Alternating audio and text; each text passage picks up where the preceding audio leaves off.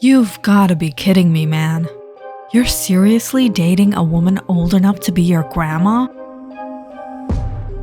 Grandma? No, she's gotta be a vampire. Rich, mysterious, never seen in daylight. It all adds up. You guys wouldn't understand.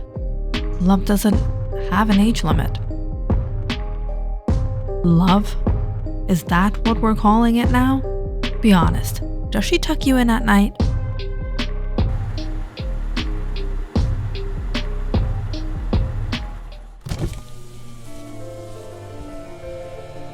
Hello, darling.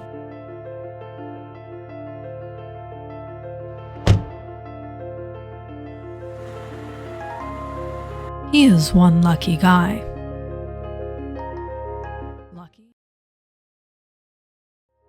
Lucky? Or just another sugar baby? You enjoy the attention, the whispers, don't you?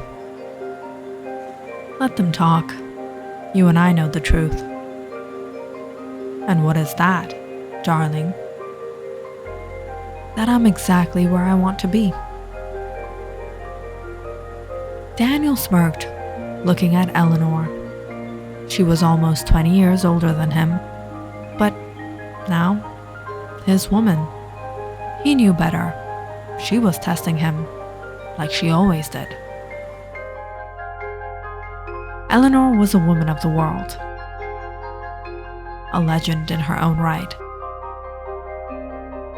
She had wealth, power, and secrets. And Daniel wanted something else from her. Not her looks or her presence. He wanted what she had hidden. Daniel first saw Eleanor at a university lecture, where she spoke about her travels in Africa, rare artifacts, and the ruthless nature of trade.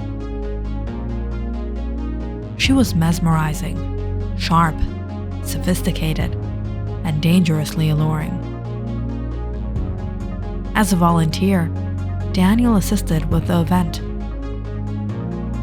But he couldn't ignore the way Eleanor commanded the room. After her speech, as he helped arrange a display, he felt her gaze on him.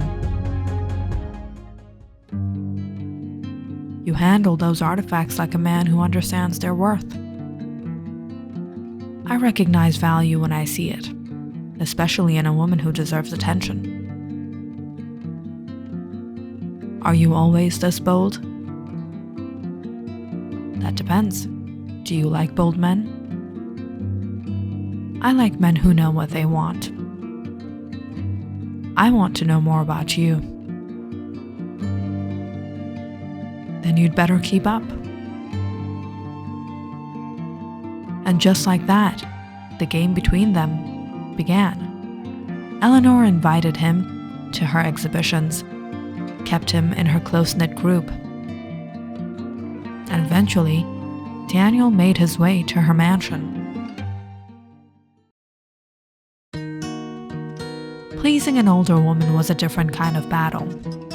She had seen things, done things. Impressing her wasn't as simple as good looks or charm. She toyed with men, not the other way around.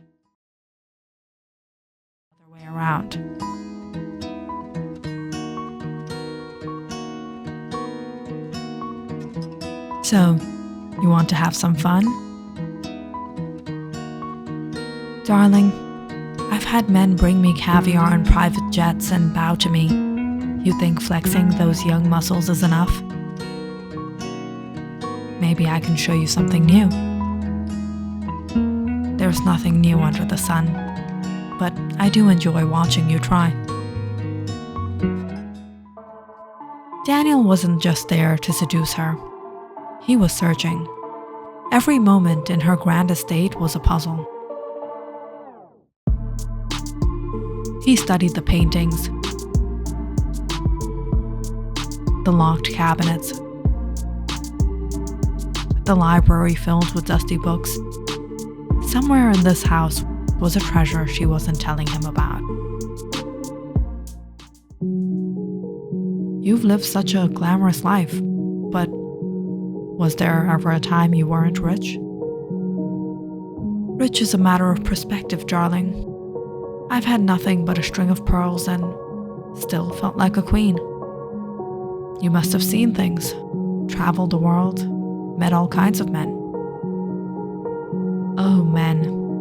Some thought they owned me, some thought they could control me, but they all ended up the same. And how was that? In my past. Weeks passed. Daniel searched vaults, drawers, floorboards, but found nothing. He was starting to lose hope. But one evening, as he lounged, sipping whiskey, he watched the maids dust the massive chandelier above. They cleaned it every day, and he never thought twice about it.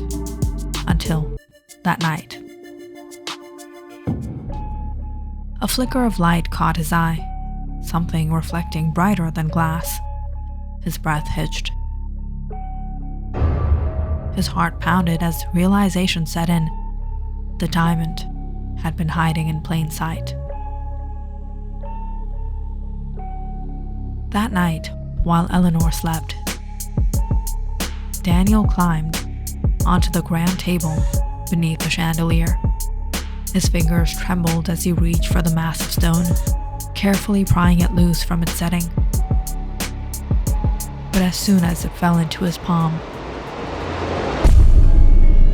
"How do you think I got that?" Daniel froze. "I got that." Daniel froze. Eleanor stood in the shadows watching. He turned. The diamond clenched in his fists. What are you talking about? Did you think you were the first man to look at me and see an opportunity? Eleanor's life hadn't always been one of luxury and wealth. There had been a time when she was nothing more than a poor girl, barely scraping by, caught in the web of fate that bound the poor to their circumstances. Her family had sent her to an all-girls preparatory school when she was young. It was expected of her. Expected that she would become just another nameless, faceless woman in the crowd. No real future. But life, as it often does, had other plans. It all started with a letter, one that changed the course of her life. The charity school had received a program to send a few of its students on a missionary trip abroad. It was meant to help those less fortunate, they said. But Eleanor, she wasn't a saint. She was driven by something deeper: ambition. She accepted the internship immediately, not because she cared about the cause, but because it was her ticket out. So without a second thought, Eleanor left the suffocating streets of her hometown and set off on her journey, heading to the uncharted lands of Africa. The moment Eleanor set foot in Africa, she felt the weight of her old life lift. She was free here. The missionary trip, of course, was a ruse. Eleanor had no intention of working for any charity. She had something else in mind. Africa, with its wild allure, was filled with riches, diamonds, gold.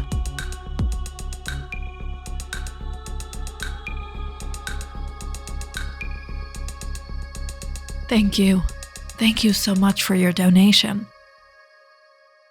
Kofu Okoro, the owner of a diamond mine in Cape Cod.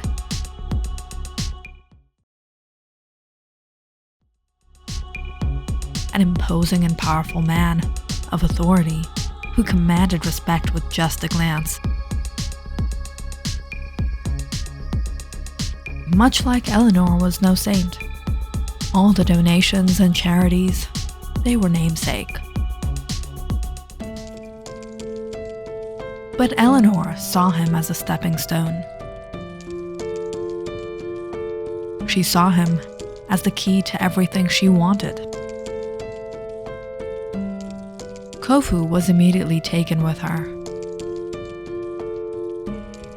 drawn to her beauty, her mysteriousness, her charm, the way she spoke in soft, honeyed tones. She was a woman of mystery, and men like Kofu were always drawn to that kind of allure. But what she hadn't expected was that Kofu was not easily manipulated. He wasn't a fool. You think I don't know what you want? What is it you think I want, Kofu? You want my wealth, my diamonds. You think you can play me the way you've played other men. That's not true, my love. You're misunderstanding me. I would love you with or without all this wealth. Keep your sweet talk to yourself. You can't control me, Eleanor. I'm the one who controls everything here. If you want something from me, you'll have to play by my rules. I'm not interested in controlling you, Kofu. I'm interested in us, in what we can build together.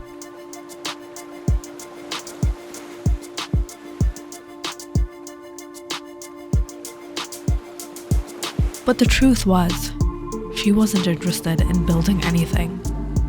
She was interested in taking whatever she could. She didn't need love or affection. She needed power. She needed diamonds. But over time, Eleanor realized that Kofu was not the man she thought he was. He was cunning, unmanipulable. He saw through every attempt she made to manipulate him.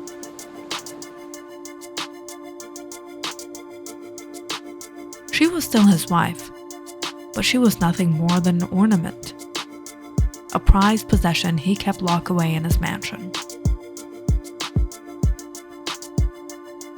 Kofu's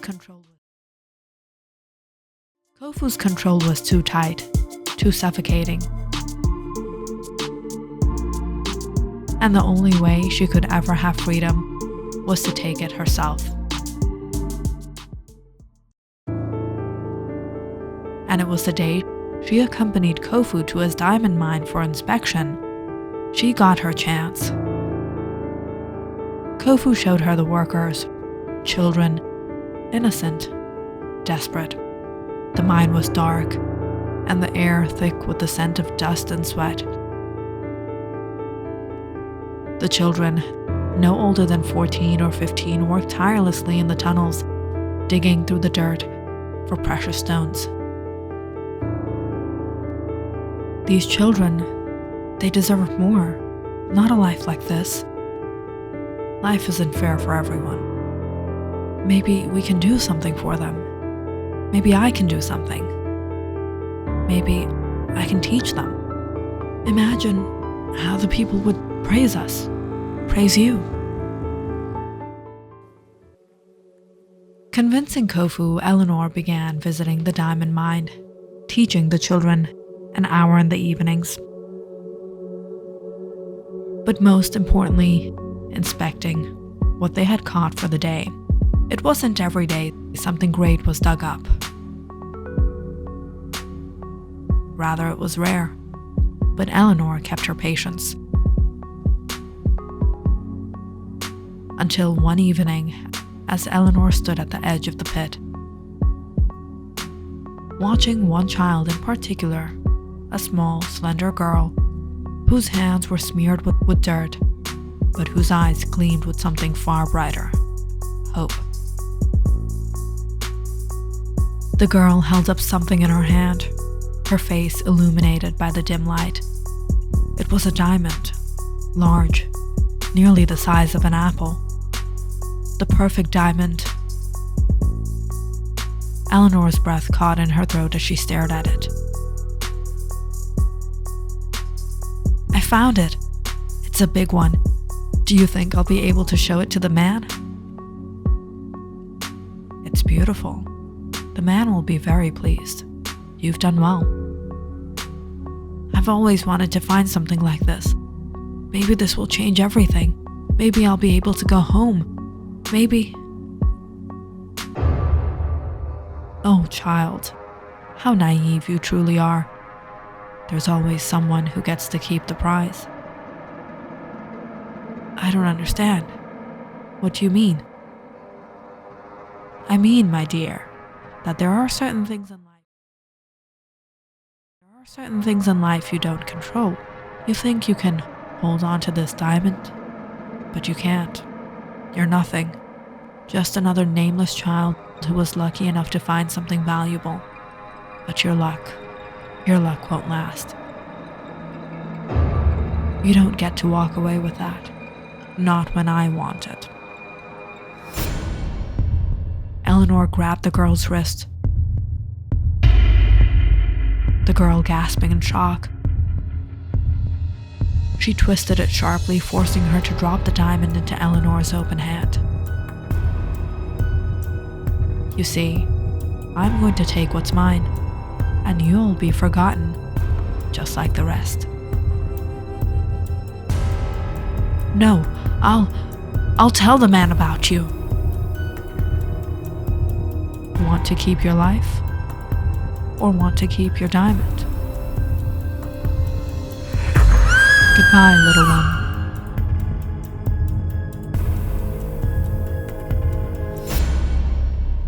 I'll start over, and no one will ever stop me again.